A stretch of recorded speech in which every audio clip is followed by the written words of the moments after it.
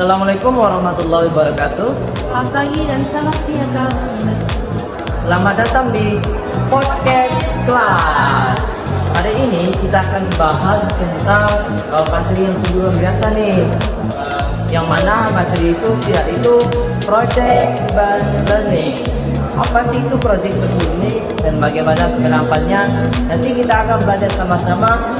Dan di sini kita kehadiran tamu yang sungguh luar biasa nih, yang mana tamu-tamu ini akan memberikan kita materi yang sangat-sangat bermanfaat bagi kita. Siapa mereka? Mahasiswi Apri Ponggera. Nah, betul. Nah, sebelum itu, perkenalkan, nama saya Ruben Mesya. Saya Firda Bikes Setia. Di sini kami akan memandu video podcast pada kali ini. Baik, tanpa berlama-lama, langsung saja ini dia Mahasiswi Apri Pontianak. Jadi di sini kita ada kedatangan tamu dari Mahasiswi Aldri Baudiana. Selamat siang guys. ya. Kabarnya hari ini? Baik. Oke, sabar. Semoga kita selalu dalam kesehatan ya. Mungkin alangkah baiknya teman-teman saya perkenalan dulu pada tata ini. Baik, perkenalkan saya Priya Lintian ini, saya ketua di Indah Patika. Perkenalkan, nama saya Siska Bukti dari Prodi Pendidikan Wajalatika. Baik, perkenalkan, nama saya Intan, saya dari Pendidikan Roli Bahtika. Saya perkenalkan saya Priya, saya dari Prodi Pendidikan Wajalatika. Nah, sebelum kita mengenal lebih jauh tentang project based learning ini, alangkah lebih baiknya kita mengenal lebih jelas dulu nih, apa sih pembelajaran berbasis Quran ini, apa project based learning ini? Mungkin bisa dijelaskan oleh Maulana Kak Diska. Oke, baik. Project ini atau kita lebih singkatnya ya PBL ya, adalah metode pelajaran yang melibatkan siswa dalam proyek nyata untuk menyelesaikan masalah atau tugas itu disatakan.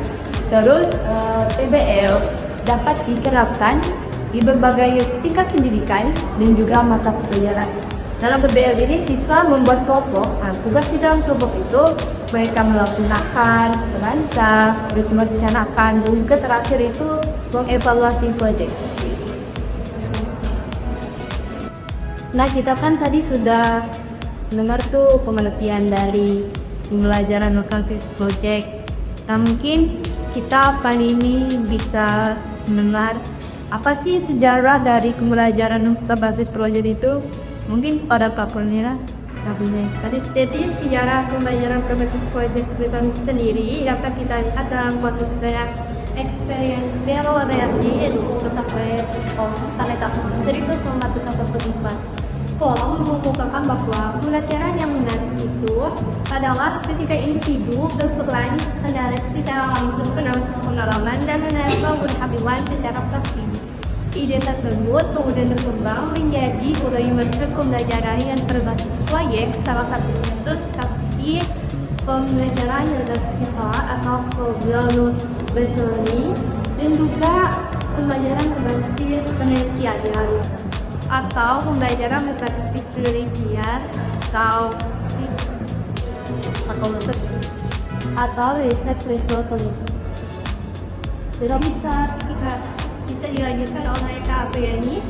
Nah, untuk pembelajaran simulasi project ini mulai populer di kalangan pendidik itu akhir dari abad 20.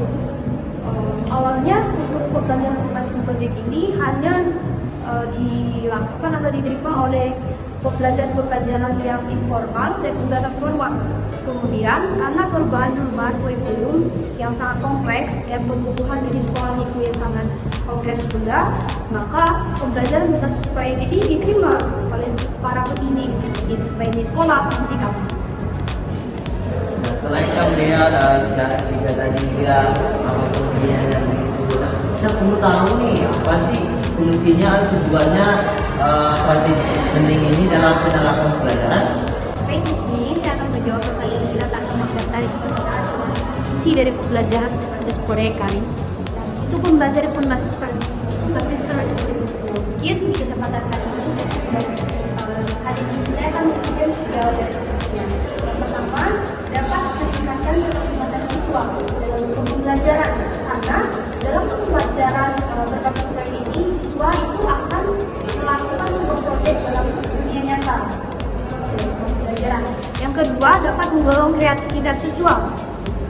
Dalam sebuah pembelajaran ini, biasanya siswa itu kita berikan proyek dan mereka itu dapat mengeksplor dari ide-ide yang mereka untuk menyelesaikan proyek tersebut. Itu tiga, dapat mengembangkan kolaboratif dari siswa karena kita menerapkan pembelajaran berbasis proyek ini biasanya kita itu membuat kelompok. Dari kelompok ini biasanya kan banyak siswa-siswa ya kan, dari kelompok itu dari situ mereka berkolaborasi untuk membuat proyek. Sekian dari saya. Berarti proyek besar ini tujuannya untuk meningkatkan kreativitas siswa ya. Betul sekali. Jadi siswa itu terlibat langsung ke dalam proyek-proyek dan secara real atau langsung menerapkan apa yang ada di dalam dia. Umumnya gitu ya, setiap metode pembelajaran itu pasti memiliki kekurangan atau juga kelebihan ya. Nah, mungkin dari Kakak di sini mungkin bisa jelasin nih. Masih itu kelebihan dan kekurangannya dari kelebihan pada kita. Baik, di sini kita bicarakan mengenai kelebihan dan kekurangan. Setiap proses seseorang pasti memiliki kebaikan dan kekurangan. Nah, di sini saya mau menjelaskan kelebihannya saja dulu. Nah, yang menurut saya kelebihannya itu ada 3 guna. Yang pertama yaitu memotivasi peserta didik dengan melibatkannya dalam pembelajaran berbagai disiplin ilmu keterkaitan di lingkungan sekolah. Yang kedua, menyediakan peluang untuk peserta didik sebagai fasilitator dan memberikan kesempatan kepada peserta didik untuk membangun hubungan komunitas. Yang terakhir, ini peserta didik lebih efektif dan berhasil mengerjakan problem-problem masalah yang ada. Baik, sampai saja. Nah, di balik kelebihan masih ada kekurangan. Jadi pada praktiknya kekurangan yang pertama memerlukan banyak waktu untuk menyelesaikan masalah. Yang kedua, untuk adanya biaya. Yang ketiga, banyak stok pendidikan yang pembahasannya masih dengan telah bersikap di mana pendidik berinteraksi kita sekolah.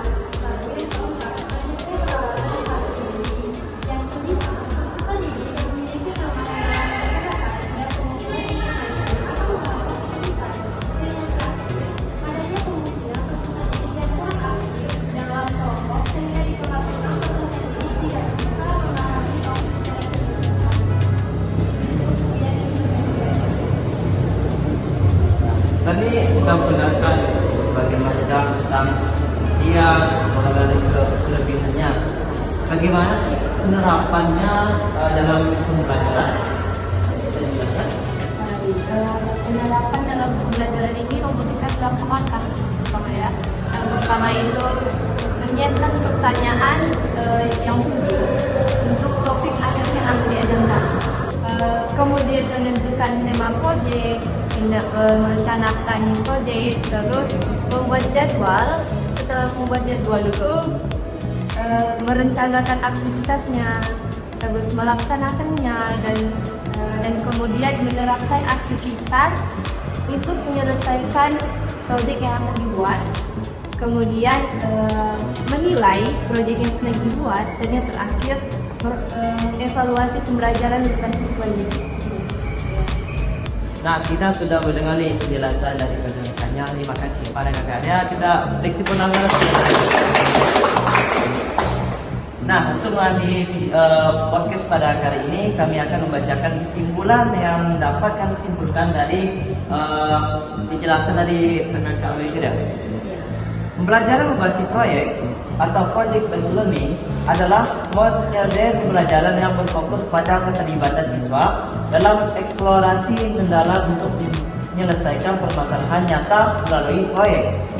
Metode ini mendorong siswa untuk aktif, kreatif, dan juga kolaboratif dengan guru berperan sebagai fasilitator. Pembelajaran berbasis proyek ini mengembangkan keterampilan abad ke-21 seperti berpikir kritis, komunikasi, kerjasama, dan manajemen waktu, sekaligus menghubungkan pembelajaran dengan konteks dunia nyata. Dan pembelajaran berbasis proyek ini juga memupuk kemandirian dan motivasi siswa dengan memberikan kebebasan untuk mengeksplorasi dan bertanggung jawab atas proses belajar mereka. Preventif menjadi bagian penting dalam PBL untuk mengevaluasi hasil dan proses pembelajaran. Dengan pendekatan ini, siswa tidak hanya memahami teori tetapi juga bagaimana menerapkan secara langsung, menjadikan pembelajaran lebih bermakna dan relevan. Itu saja mungkin podcast pada kali ini. Semoga ada manfaatnya dan terima kasih kepada kakaknya sudah meluangkan waktu untuk hadir pada podcast kali ini. Itu saja yang dapat kami sampaikan. Wabillahi taufiq wal hidayah. Assalamualaikum warahmatullahi wabarakatuh. Selamat siang, salam sejahtera untuk kita semua. Bye.